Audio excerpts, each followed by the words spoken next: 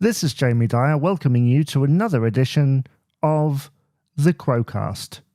I don't know about you, but when I look at Quo's catalogue of material from the last 60 years, it covers an awful lot of subjects. There seems to be a song for every occasion. I mean, if you look at, if you want a song about rain, well, there's Rain. If you want a song that is connected to football, we've just had the European Championships. You have their collaboration, their number one collaboration with Manchester United back in the early 90s. 30 years of that this year. Probably won't be talking about it any more than that. If you want a Christmas song, you've got It's Christmas Time, plus Francis and Rick being in Do They Know It's Christmas. If you want a song about climate, we've got Running Out of Time from the Backbone album, Politics, Warning Shot, and a few others besides. And the rather ambiguous ones that could fit into a number of different categories, such as Never Too Late.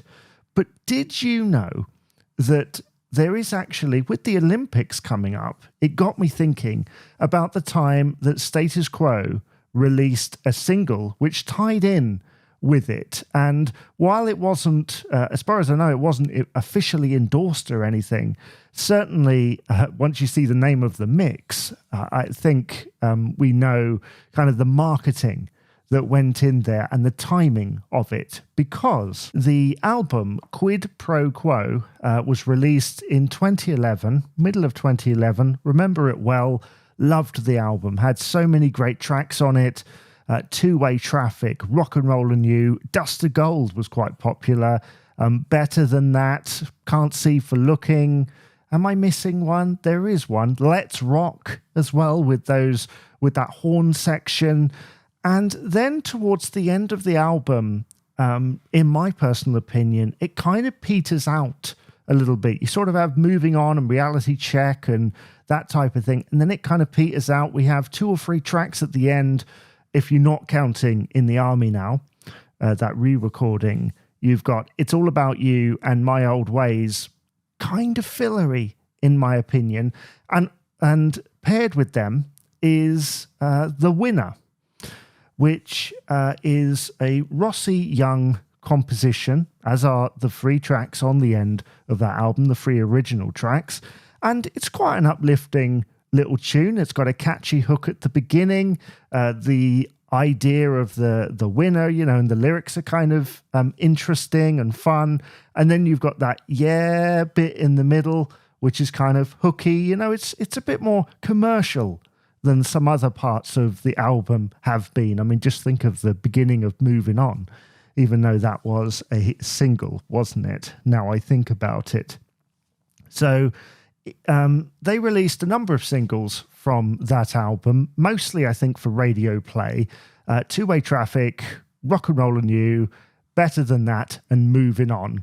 And then Moving On was released in like January 2012. In July 2012, they released The Winner. Now, if you remember back to the mid-2000s, they used to do this thing where they would release a single mix.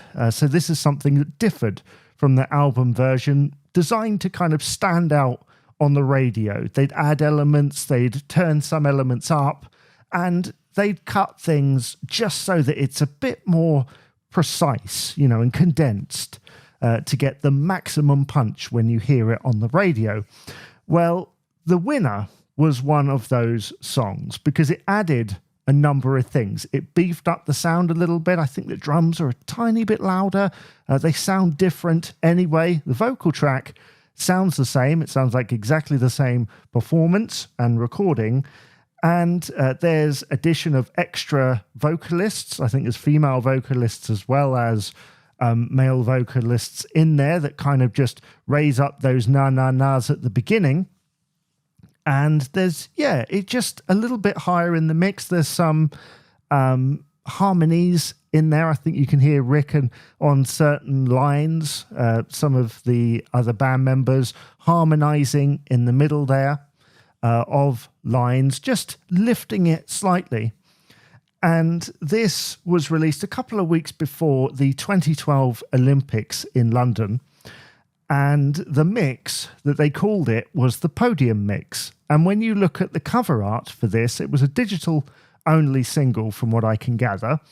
The cover art featured the two guitar-style artwork, almost like it was quite basic artwork, wasn't it? But it was really effective at that time for Quid Pro Quo. So they've got the two kind of representing Francis and Rick, which has been done time and time again.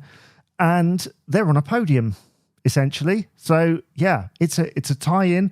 That track, along with a few others from that album when they were released as singles, were on the A-list. So they were obviously played on Radio 2 and promoted. But as far as I can tell, it didn't chart in the UK, but seems to have got quite a bit of radio play.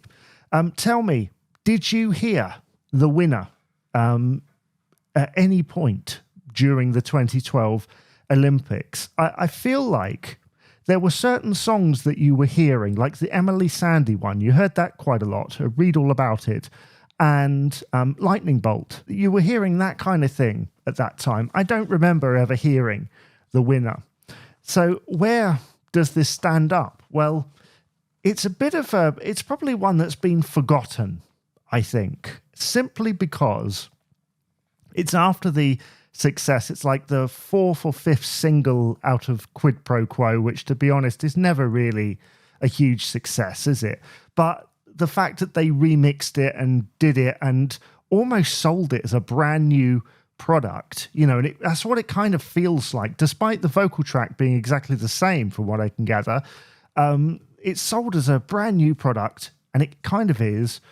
And it's certainly a lot more effective than what they did a few years later with that acoustic 2 version of Hold You Back, which was wonderful.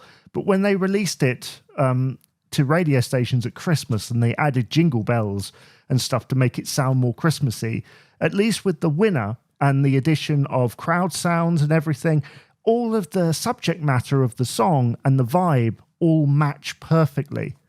So that was a perfect decision. But you see, it's a few months away from Hello Quo.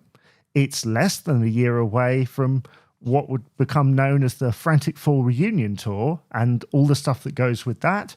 It's about a year away from Bula Quo and the big success that they had with that in albums, at least. The movie wasn't too successful, really, was it? But, we shall talk about the positives and negatives of that another day. So, yeah, they then had the acoustic albums after that. So this kind of gets a little bit lost. And it's not just in the Quo camp, it's elsewhere as well, because 2012 was such a big seismic event for this country that, of course, there would have been loads of people releasing things in conjunction with.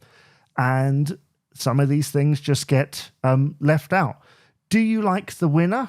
Which version do you like? Is it the Quid Pro Quo version or the Podium mix that was released as a single? Let me know in the comments below, and I'll see you again for another episode of the Quo-Cast.